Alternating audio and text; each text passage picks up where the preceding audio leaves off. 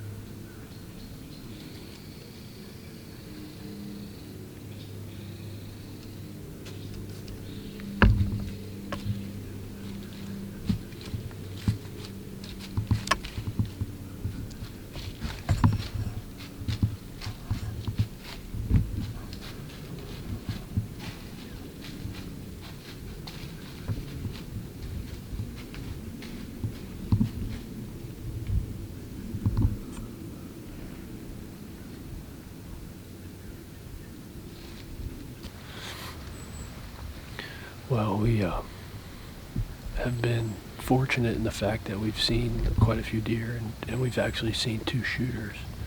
But we are just playing cat and mouse here. This big 9-pointer crossed out of these cedars this morning, and then he went over into our sanctuary, which is pretty normal. And then we've just been keeping our eyes back here, and we've watched him chase does pretty much all morning.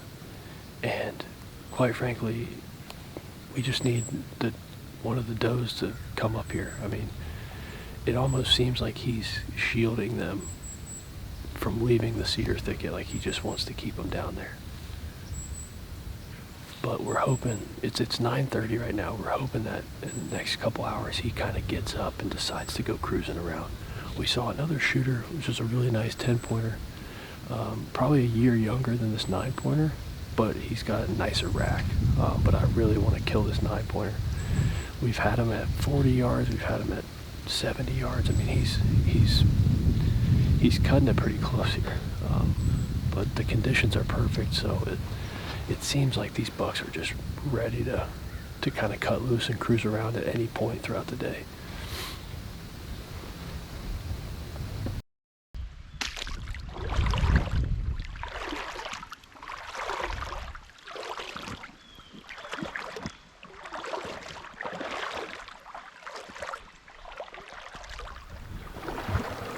Well, it's the afternoon of the 23rd.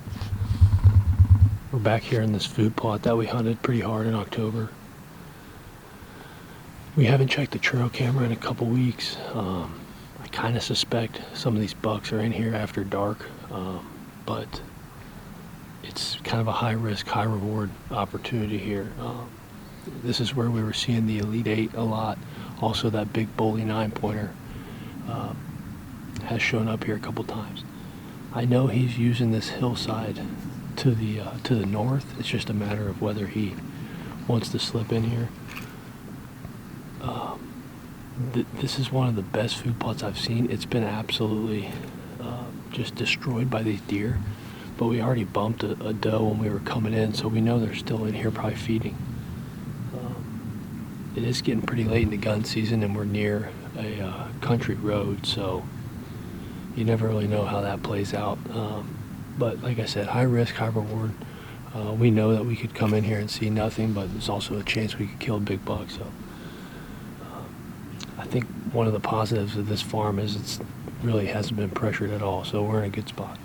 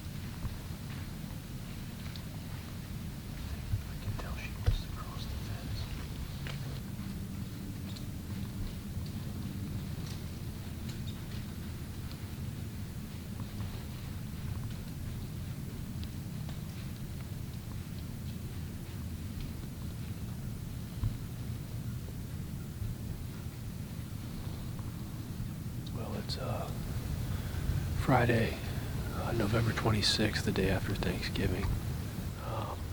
We're back in the honey hole here on the fence row. We've kind of just pick and chose when we came here, waited for the right wind. The stealth cams are telling us that there's a couple good bucks in here. It's about 8 a.m. and we had one of our shooters, the big 10-pointer. He's a real wide deer. He crossed to our north about 100 yards. I got the binoculars on him for maybe 4 or 5 seconds before he dipped down into our sanctuary. So that's the only deer we've seen. He's typically not a daytime mover. I've got a lot of pictures of him like right at dark and right at daylight. So I don't expect to see him again, but maybe he'll prove us wrong today. But hopefully some of these deer start filtering through here as the morning goes by. But haven't had any luck yet this year. Haven't even picked my bow up off the rack yet, so kind of hoping that changes today.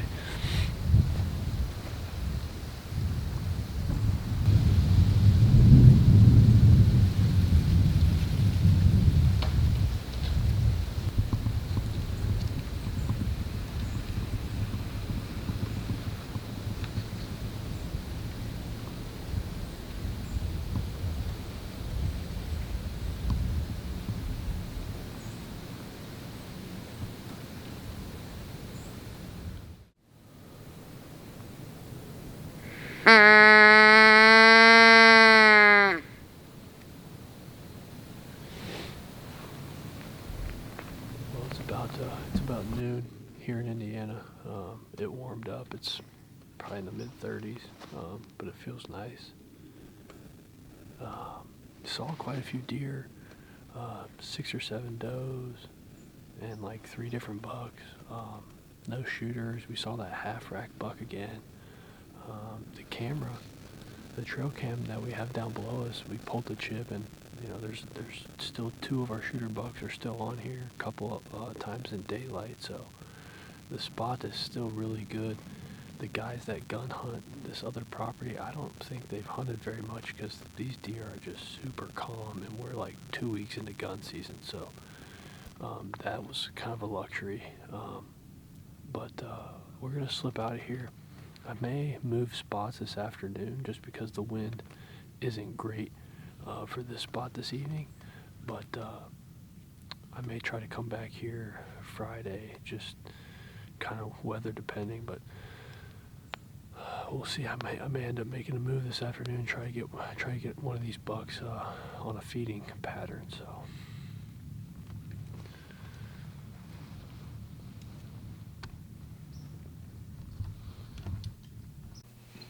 All right, so just an update. It's November 29th. Tomorrow's the last day of November. Probably going to try to slip out in the evening and get after the Elite 8 buck. The other 2 bucks, we kind of have them locked into a pattern, just a matter of whether they kind of show up when we're out there. It's getting down to crunch time for us. Hopefully, I'll get out with Schwarber maybe 1 or 2 more times. He's in the middle of building a house and also trying to sign a free agent contract, so this may be one of those years where hunting is kind of a afterthought for him. He's gotten out a lot more than I thought he would, but hasn't harvested that first buck yet. So I'm trying to get one of these bucks down on my own farm and punch my Indiana tag.